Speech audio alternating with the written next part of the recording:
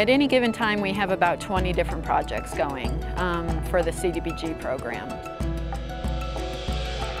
It's a community development block grant. We get funds from the federal government through HUD, the U.S. Department of Housing and Urban Development. And they can vary from an affordable housing project to a public service project to an infrastructure project like this.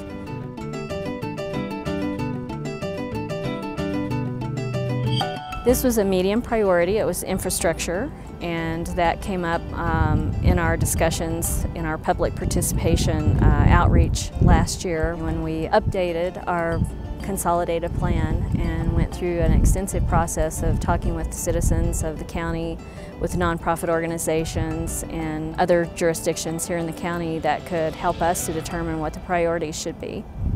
So we're following the plan. It's also, you know, based on how much of a benefit is it for the community, how much of a benefit is it for the low and moderate income residents. Well, we're the water consultant for the town of Sedalia, and we do water rights and water supply consulting for the town.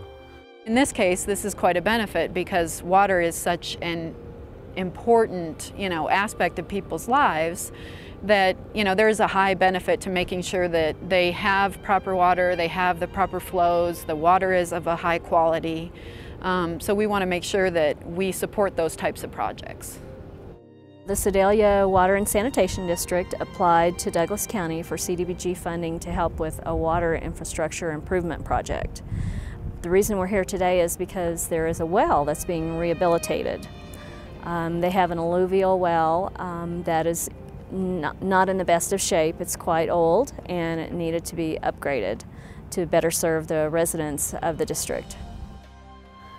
The process for this particular well we got involved with because the well has been failing over time.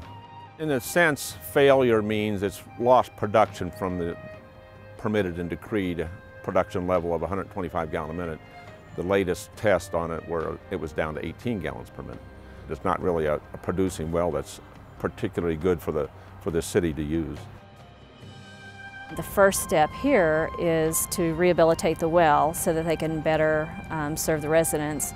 The next stage, they're going to be putting in a booster pump station which will help improve the fire flows and the water pressure.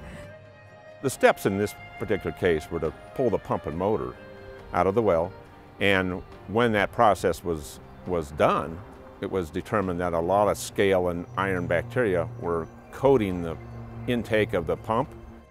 In that case, they're going to replace the pump and motor once we figure out what the production will be once we improve the production.